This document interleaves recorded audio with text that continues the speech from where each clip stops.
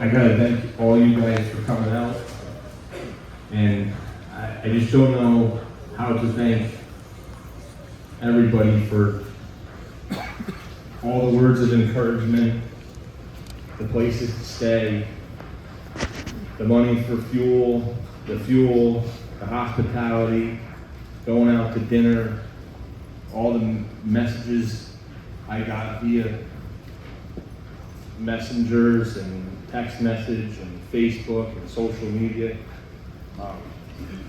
I said in the video, it was the best 2 weeks of my life since what happened here.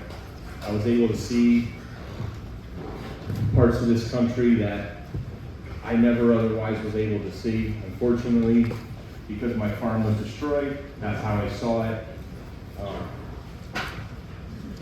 Just everybody that works for me.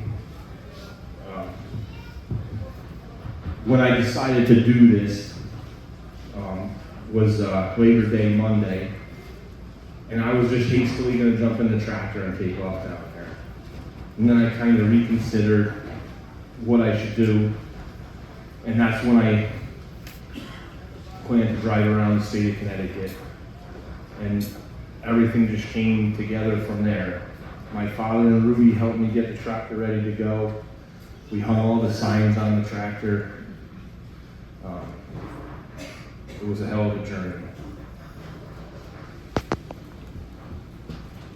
So, you guys got the gist of what went on from there on the video.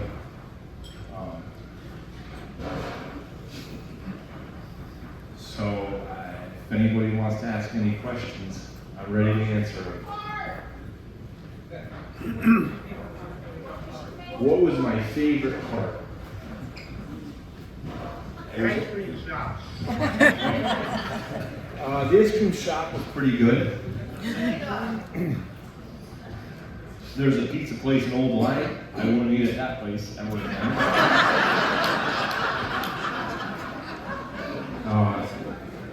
There was just so much of it. It was just the whole trip was just phenomenal. Well, tell us how you crossed the Hudson.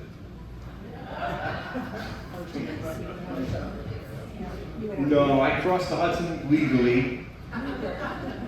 No, I crossed the Hudson Bear Mountain Pass. Yeah.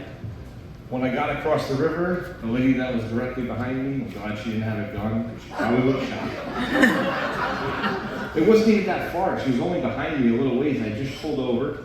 I let all the traffic go by. I got back on the road. I went across the highway. I pulled off the little viewing area there. And next thing I know, she's sitting next to me screaming and yelling. I said, well, whatever. Okay, just keep going.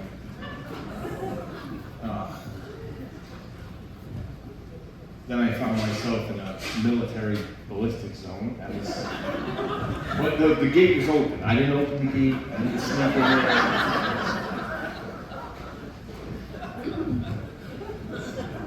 there. She wasn't the worst person on the trip. The worst person on the trip was, I was in New Haven.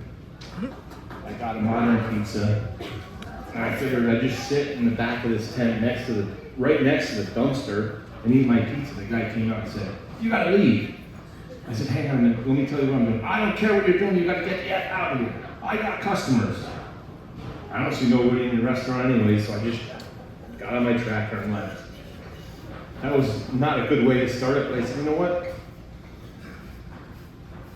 If people are gonna act like that, and then I told some people and they said, you know, someday maybe he'll realize he needs farmers to have his restaurant. And if there's no farmers, he won't have his restaurant. Then maybe he'll understand. So he got a little to learn, but he'll get there. Maybe clarify it wasn't modern. It wasn't modern. No, I got into that pizza personally.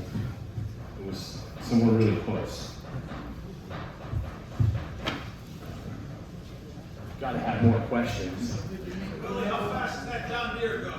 25 miles an hour. So, I had some of these GPS apps and I had it follow me, and I got most of them, the tracks and everything, where I went, the speed. It's pretty cool because it shows, you know, it slows down, speeds up. So I averaged like 21.5 miles an hour most of the time, so it wasn't too bad. When I got to Lancaster though, my buddy said, "Hey, let's go to the restaurant up the street. They got prime rib. I want to buy you one of these prime ribs."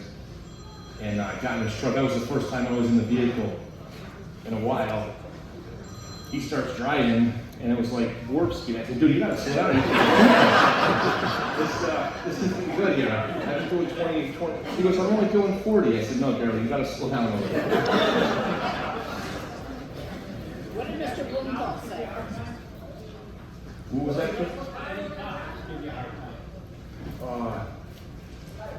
I was double parked. I deserved it. The weather was perfect. It just rained a little bit one day that we were in Washington. Other than that, it was perfect. You went over the Hudson in Fort Jervis. How did you get to West Point. Just below West Point, yes. And then you went west. And then back east. I went west, I went to Florida, New York, and then I went down. So why don't you put tires on the side? No, those tires they were rock hard when I bought it. They're still rock hard, and they didn't wear very much. They did when they cooled down at night. They got hard spots in them. Took a little while to get out every morning. What did Mr. Blumenthal say when he saw you in DC? Mr. Blumenthal. Now, that's a good question you have. When we were at the Hartford Capitol getting ready to leave, Mr. Blumenthal had a press conference that he was doing. I don't think he knew I was there. So his aide pulled in and parked, and the aide went the other way, and he slowly wandered over to the tractor. And we were waiting for him at his press conference, and then came back over to meet him. And the same answers he always has. His new one was, you have my cell phone number, you could call me. I said, "That's right, I do have your cell phone. And I'm gonna call you every night, and you can tuck me into bed." I didn't call him, no. I didn't call him once. And he said, "Oh, we're gonna," he kept trying to inch next to me, and I said, "Look, no, we're not standing shoulder to shoulder. We're still face to face here until this problem's worked out." And he didn't like that, but he put himself in that predicament, right? He did call me a few times that Tuesday when I was headed towards DC, but I didn't answer the phone. I had nothing to say to him. I knew, you know what I mean? So. Did you testify before Congress? I did not testify before Congress because there was nothing to testify about. But we did get in the gallery and we did get to watch them debate on some stuff. It's nauseating, and most of us fell asleep while we were there. So I guess that's what happens. Do you think we should try and get a hearing before Congress? I suppose that would work, but our real issue right now is that the Farm Bill needs to be fixed, and the Farm Bill needs to be settled in like 5 days, and it's not gonna be. It's just gonna have an extension put on it, so it's just a lot of fighting for the whole thing, which there shouldn't be, because it's not. And I said it before the whole time, this is not a right or left issue. This is a right or wrong issue. And if you want to go down the wrong path, then at least come out and you and I, whoever they may be, can stand toe to toe on this U.S. Capitol, and we can figure this out. Not any of this, these games got to end. And I mean, I know we're all in agreement to that. But if you're going to let agriculture fail, the backbone of America, what do we have? We have nothing. The problem is, the big guys have lobbyists, and the little guys guys don't. And that was the same thing that I said when we were behind closed doors. And I said to all of them, I said, you guys have to stop this manure you're putting on. And you need to fix these problems from the bottom up. And stop trying to fix them from the top down with all your lobbyists. I had no shame telling them, all of them, what I thought of it.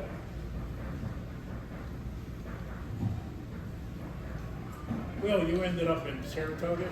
Yes. Explain to the people how you got to Saratoga. It's interesting. Well, how did I get to Saratoga? You saw in the video, I talked to David, and he was, him and some other members of this American agriculture movement started in 1977. They were fed up with the same thing I'm fed up with today, and might have been a little worse. And they decided that they were gonna have a tractor, what they call a tractor cave in Washington. So they all got together, they all modified their tractors so they could get there. They got there in February of 1977.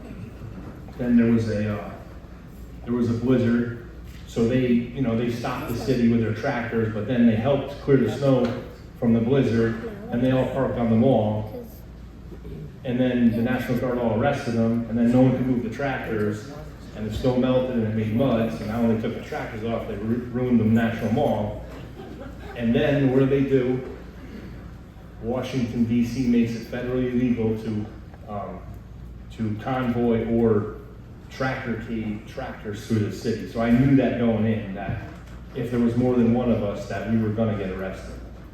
That would have given the DC police something to arrest us for. So that's why we did it that way. And I had plans to get the tractor to Saratoga, and then Gordy came through and sent someone down to pick me up.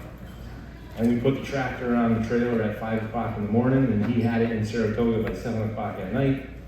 And we met up with them up there, and I unloaded the tractor Friday morning, and then we spent the weekend in Saratoga.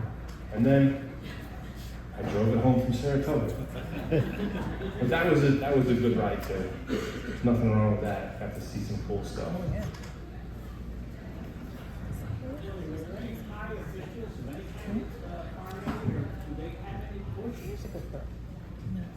Farm Aid has a lot of connections within the city for all of the stuff that they do, and that they were an integral part of me getting to where I got to. They talked to the organization that helped me get in was NSAC, which is the National Sustainable Ag Coalition. They work closely with all the elected officials down there to try to get, a consensus when there's bills and stuff like that. So Farm Aid talked to them, then they talked to everybody. That got me into USDA, and then Rosa got me into the House of Representatives, and then she called all them in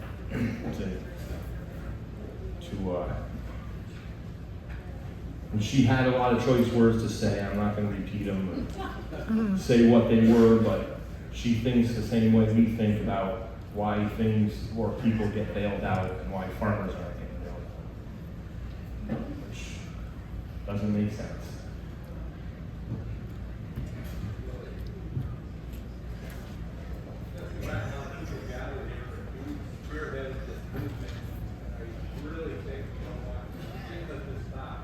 What do you think, the people you talk to, how do we all keep this wheel rolling forward? Because something has to be done, we can't just go through this one speed and let it all apart.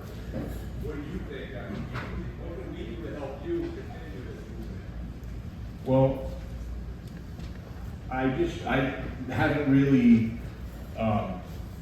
talked too much about that, but the guy David that was on TV, that American ag movement, all those guys are in their 80s. And one thing he said to me was that we're all aged out of this, and we need someone to stand up for us. And he said, I'm choosing you to hand this torch over to. And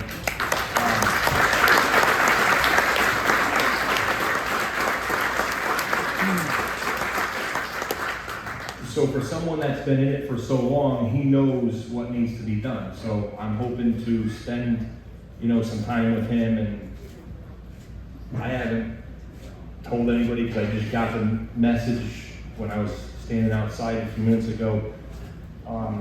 He wants me to come to their annual meeting in Lubbock, Texas, January 2nd and 3rd, to try to keep this going, because it's not just a Northford, Connecticut problem. It's all a Connecticut problem. It's all a New England problem. It's an all of the Northeast problem. So when they do all these programs for us, they call us specialty crops. So that's the name they've given us, but we still have to follow the rules of grain producing policies that they have written. So in the Northeast, we're under these strict rules that don't really work for us. So my hope is that I spend some time with David, and that we can make this movement and this push bigger for everybody, for every small farm, for every family farm in America. It's not just for me, it's for everybody. And although there's organizations out there that do fight for us, there's just not one that does stuff like this. There's other good organizations that we could lean on, but my feeling is they get stifled a lot. No one really listens to them, because you got to do something like this to get people to listen. And this was the only choice I had. Farm Aid, I love the way they kept saying, people ask me what we do. They said, go to your local farm stand. They couldn't say that enough. And everybody was wearing those t-shirts. Get rid of the corporate farm. So they say, what can you do? Well, you stop at Willie Sam, you stop at another farmer, you stop by a grocery store, you go to the farm. You got to start to support the local farm. And they couldn't stress that enough. Every famous singer, before and after they take it, they say, go to your local farm stand. Corporate farms will sell to you, but you're cutting your own throat with your local guy. So you got to support the local guys, and any county, any state you're in. Don't go to Big Y, go to Willie. No, Big Y is okay.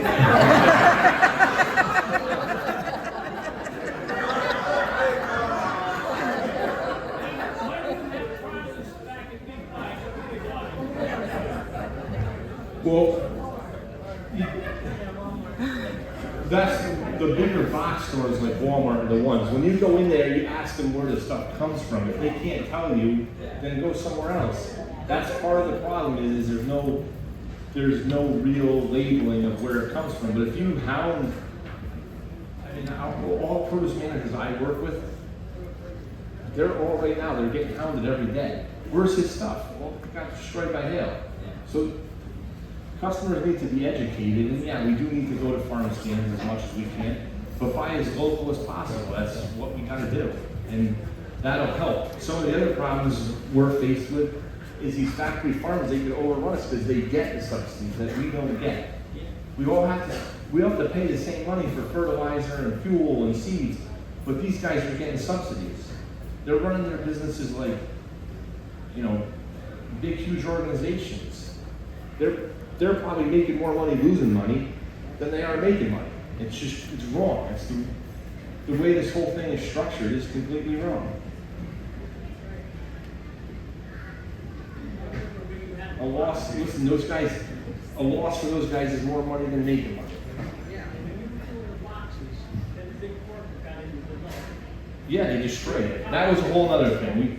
We haven't gone down that road yet. But I looked right at someone and I said, and you, I got something to talk about with you, but today's not the day. Easily structured program to save farmers. They're already dumping the money on the streets. It's just common sense.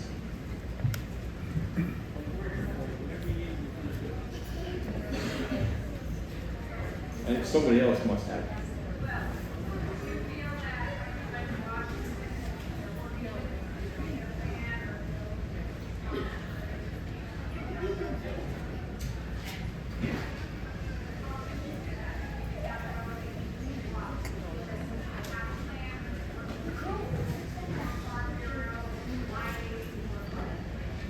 They, yeah, they're working on something. I have to say that the USDA, they know there's problems, but they don't know how to fix them. Because our farms are so unique to the programs that they have, they don't have any benchmarks to go by. So in order to structure a program, they need information to structure that. And I get that from what they're saying. To the lawmakers, they know there's problems, but how exactly do you get them to work? This is how you get them to work. You make it known that they're not working for you. And that's what I plan to keep doing. That's my plan, is to keep the pressure on them to get this fixed. I do believe that this whole thing did go through Washington, because I got a call this morning that another entity inside the USDA that does the insurance, the private insurance, RMA, now they want to talk to me. And I said to my agent this morning, I said, they want to talk to me now, after the problem that I've been asking for everybody to fix for all these years. So just know that when we go in that meeting, I'm going to say what I need to say is, you call us specialty crops, give us specialty rules. When we have those specialty rules, then the programs will work.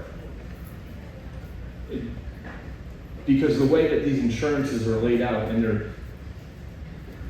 there's not one of us that uses them that understands them fully. And there's so many areas that we get let down through this whole process, because no one really knows the programs. They were never administered properly. It's just a whole slew of things. Don't touch. Okay. What do I mean by specialty crops? Their definition of specialty crops is the stuff we have, all the stuff we just ate. A tomato is a specialty crop, squash, everything under that, which we never had anything for until like 2 previous farm bills. Before that, we didn't really have anything except for this non-assured program, which I participate in. That's because there's no private insurance for that. They have a private insurance policy for tomato and corn, but when it comes to reporting the corn and stuff, they make us report like as if we're growing grain on a one big farm, and they want to lump all of our plantings together. If we lose one planting, then it kind of voids out the payment for the next planting, and it happens in the FSA too. If they smush all of our plantings together, so if we have 4 plantings and 2 of them do good and 2 of them do bad, they come to a 0 payment, which is not fair. There's 4 plantings. So all these rules need to be changed, and I've been asking for them to be changed with proof in emails back to 2021, and they didn't do it. So that's why I did what I did, right? Got to stand up for something.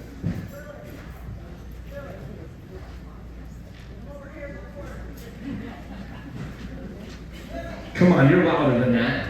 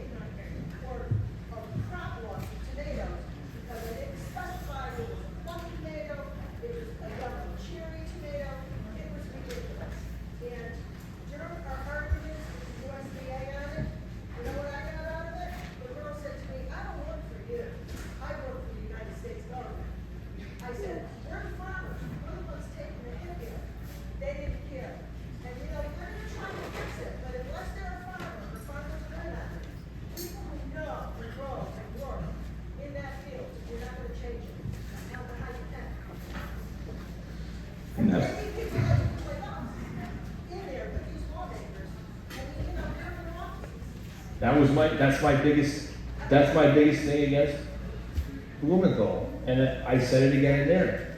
Because they referenced that SOS, which is Save the Small Farmers. Why are we writing a new bill to cover up something we already had broken? And why are we writing a new bill? Who did you talk to? Because he didn't talk to any of us, and he just looks at me with a blank stare. That's it.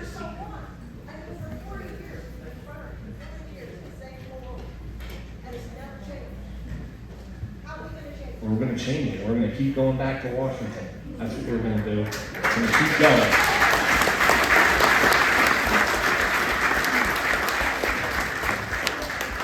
If I just stop now, they're going to do exactly what you said. But I have all that proof of everything that Blumenthal said. You know, all his excuses. They're all on video, and it's the same ones repetitively. But I just got to keep standing up to these people. And I told them the same thing you said behind closed doors. I pointed right at them again, and I said, you know what? These people work for you. They're your problems. You've created them. Now you need to fix them. And with that, Chris Murphy got up and ran out of the office and said, I got another meeting to go to. I said, yeah, you probably did go.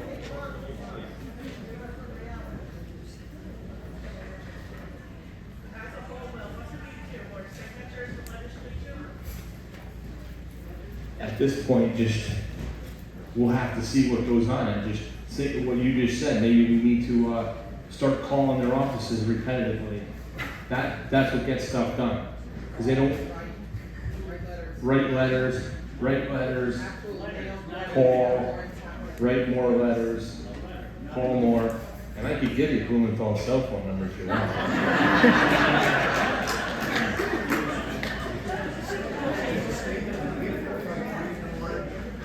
So now we want to move off from the federal guys, we want to move to the state guys.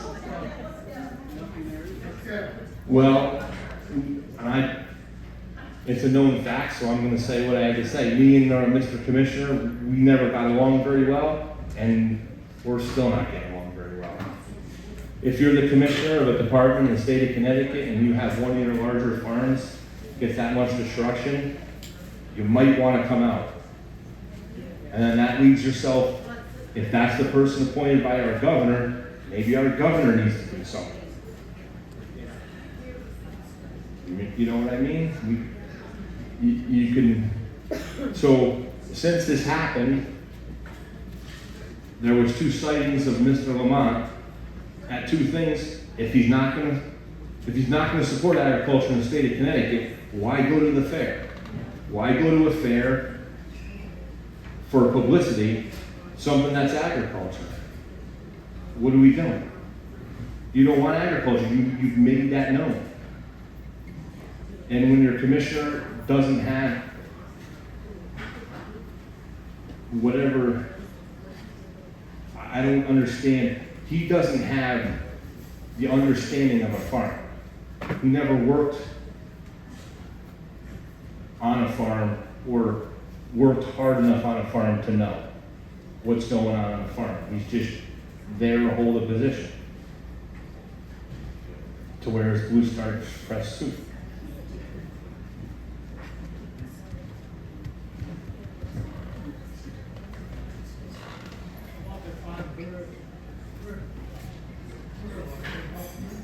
The Farm Bureau? Yeah, they help. They help as much as they can. They're a grassroots organization that, you know, they're going to help. They're going to put their 2 cents in, but that's what they do. And when you talk to the Farm Bureau, you're talking on a state level. Once it gets to the state, then they can talk to the federal people, but they're not going to encourage someone to go to Washington with a tractor, so I got to do it myself.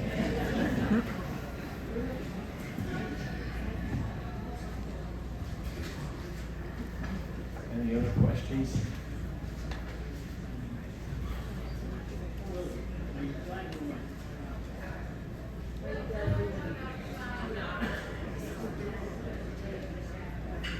What'd she say?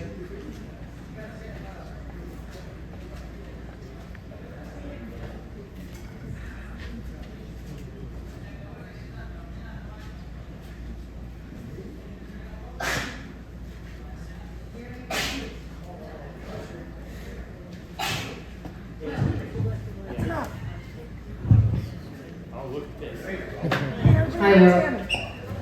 Can you tell everyone about the signs that are on the table and that day that you had in town with everyone?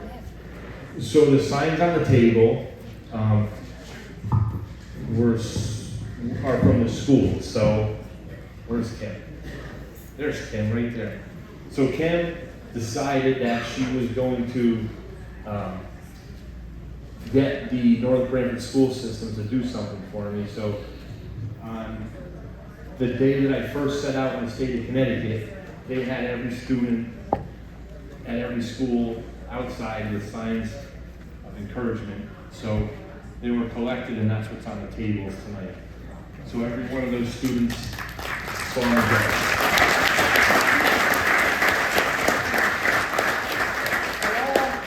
All these signs went to Washington and came back.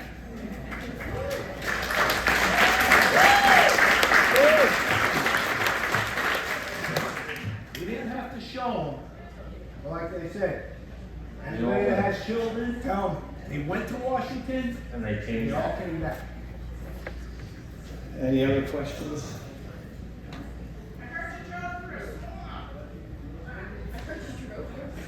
A swamp? Yeah, I did. It was Washington, D.C.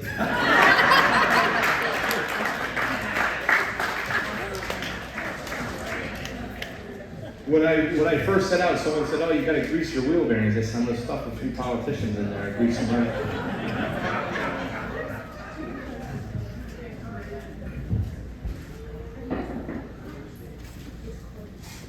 Any other quick questions?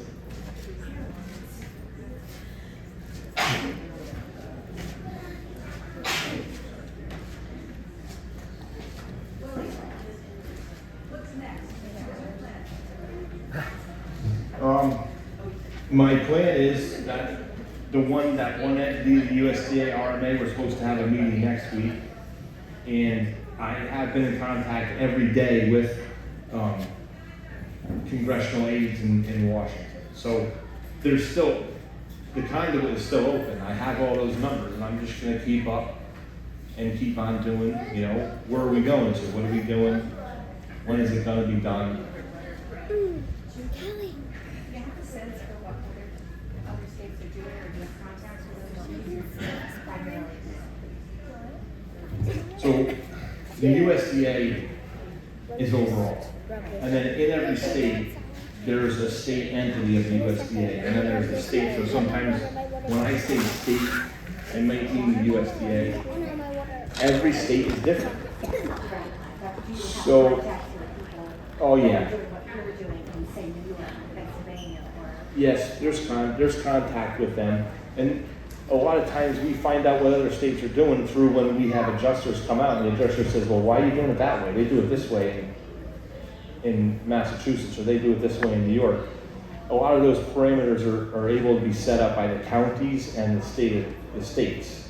Now, in the next few months, we have an even bigger problem because we no longer have counties in the state of Connecticut, right, Bonnie? Correct. We have councils of government. So what everybody's known since middle school or preschool or whatever school, that we had 8 counties, and we don't have those anymore. We now have 9 councils of government, and we have, in those 9 councils of government, now we have those 8 original counties, and in FSA, no one is very receptive to changing because now there's farms, and we have to switch all the rules, and we have to switch all the files, and so now we, as farmers, we go up against even more red tape every time we walk in that office. If I grow a tomato here in Northford, I have to get private insurance through RMA. If I grow a tomato in Durham, I can't get RMA insurance, I have to get FSA insurance. It doesn't make sense. Everything is in such disarray. Right, Gordon? Oh, yeah. There's someone, he's same thing, grows in Hartford County and Tolland County. And it has to be reported in one county and not in the other, and then it gets this and then that, and then by the end of the day, everything got pushed together and none of us know what's going on. And then we end up like me having an awful disaster, and now I'm where I'm at. Getting offered 10% of what the loss was. It's not right.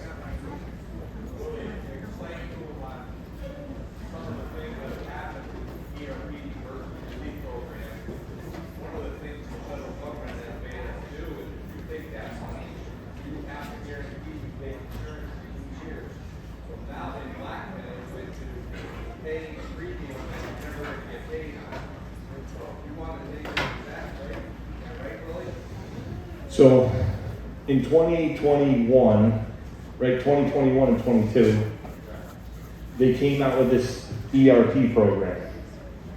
And this is partially the Band-Aid that when I say USDA knows they're broken but doesn't know how to fix it, this was a partial Band-Aid that they put on it.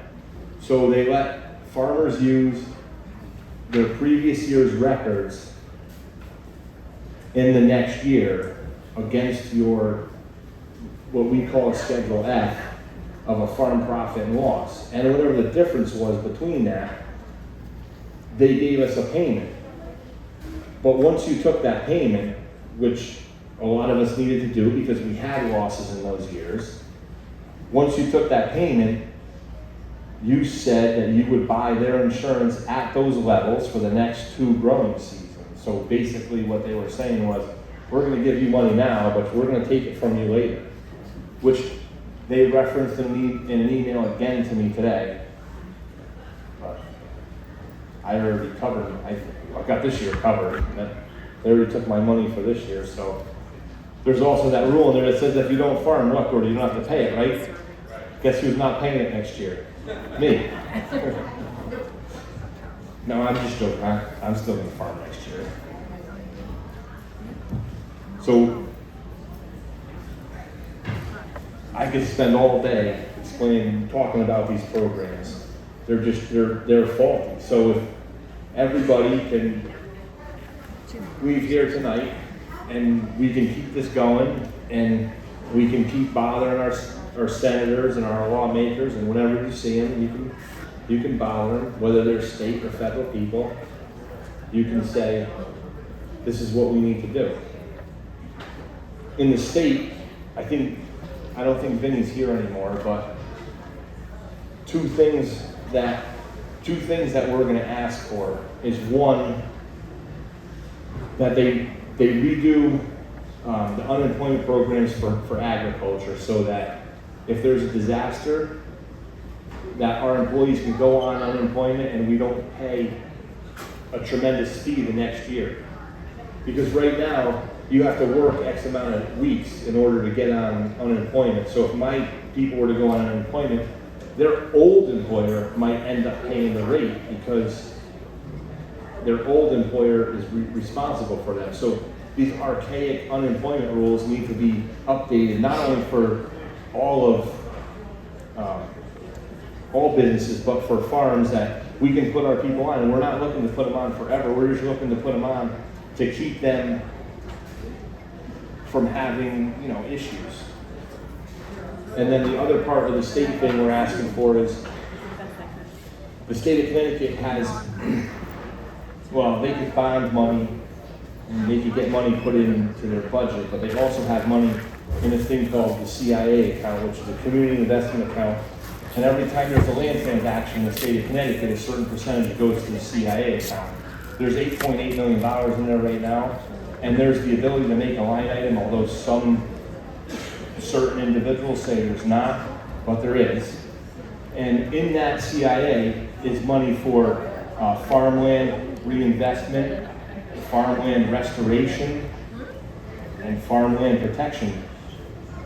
If we have $8.8 million in there, why are we going to let a farm fail that might need help, and we're still going to try to preserve more land? It doesn't make sense. So that is one of the other avenues, or at least get an account made that the state could come in and help the farmer get through the rough times and help with the outreach or help with creditors saying, look, this person suffered a disaster, we're trying to make them right, they have insurances, instead of having everybody coming at us, which is all possible on the state level.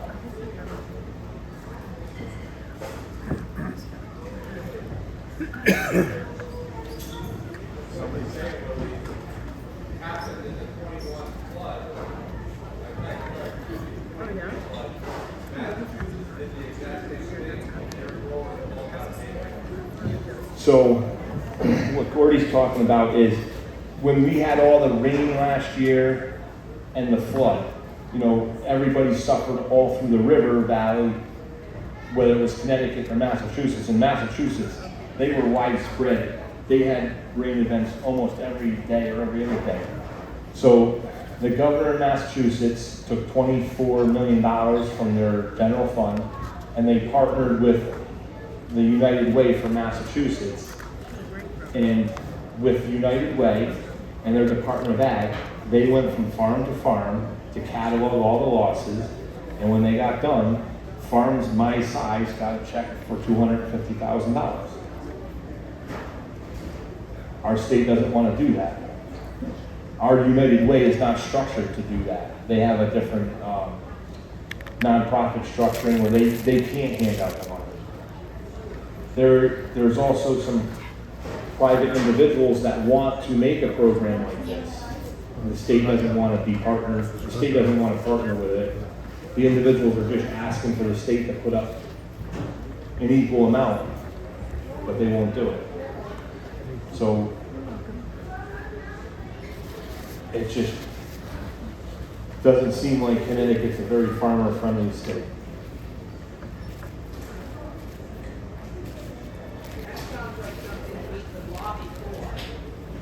It is something we can lobby for. The other thing we can lobby for is that I went up to the Capitol last year and I wasted a whole day there sitting in front of the insurance commission because someone wanted to have a private captive insurance company similar to what these people have for their crumbling foundations. A lawmaker said, hey, why don't we start a captive insurance company that's just for the farmers and just for farmers when they have problems. We'll have X amount of money into it.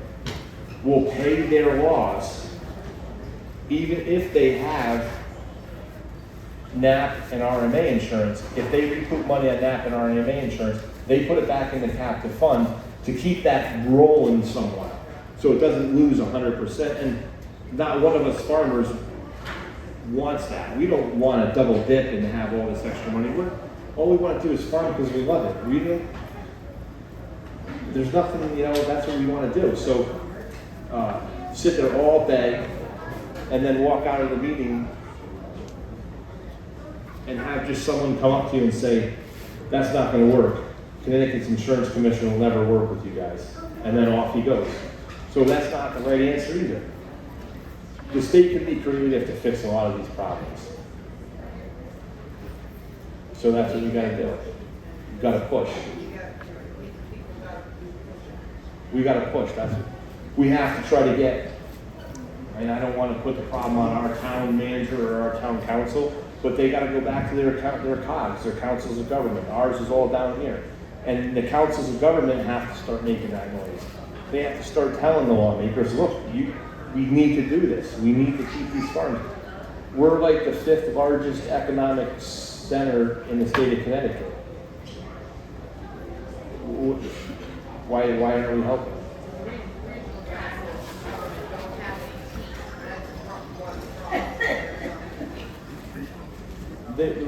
They don't, but they have the ability to try to get the lawmakers to make noise. That might have been the county regional government, that might have been like a planned thing that they had no teeth, right? No, it's all goes back, they changed the local control. There's 169 counties in Connecticut, and they all want to have their own little thing, so, and they're not real good at working with each other unless we don't have a county set up. The rest of the country, newer parts of the country, they got county set up. We never really had there's only one state in the whole United States that doesn't have county governments, and that's Connecticut. That would be us. You're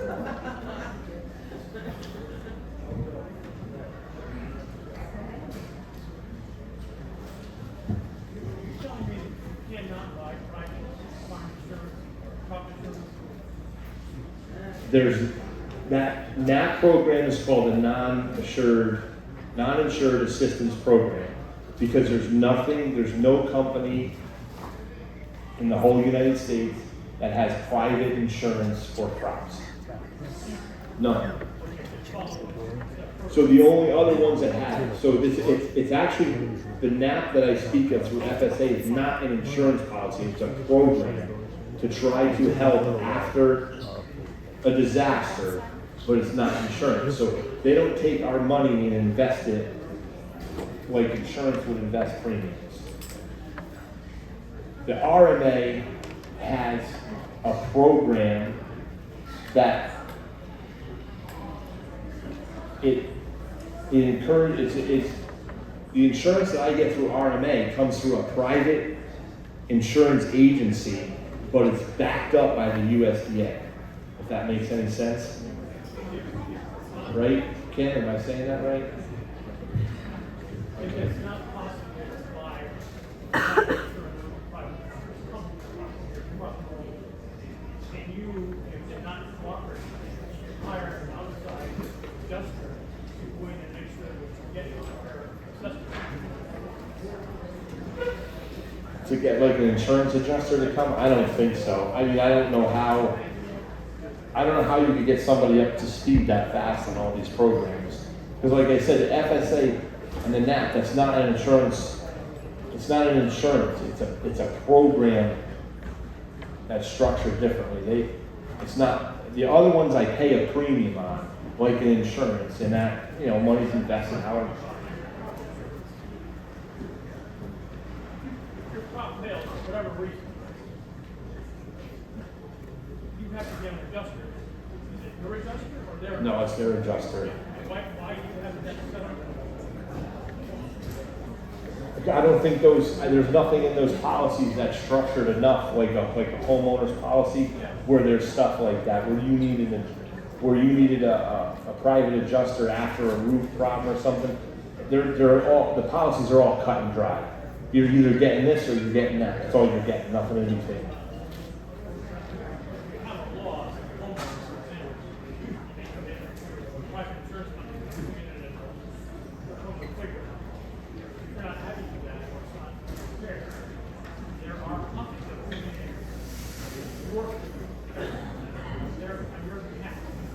Not with this insurance.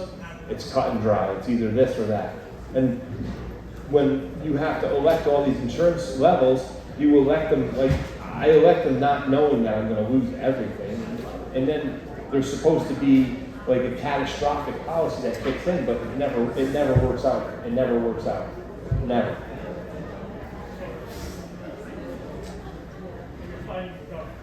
Yes, you're fighting the government.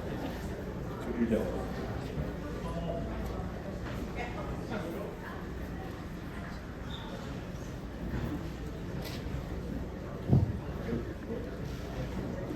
There's yard signs for sale by the door. If you want to get one of these to stuff on your yard, it's got me giving directions to Blumenthal how to get home. Right there.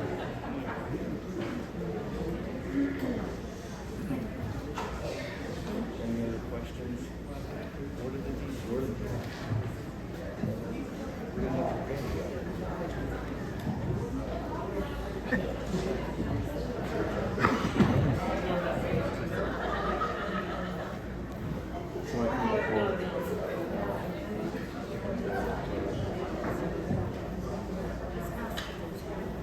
Anybody else have any questions? How did your kids do while you were gone? They were good. They came. There's a picture. They're there, right there. We had fun, right, Billy? Yes. We got to go into the Capitol building, all behind a tour of the Capitol. We got to go in the gallery and watch is pretty good.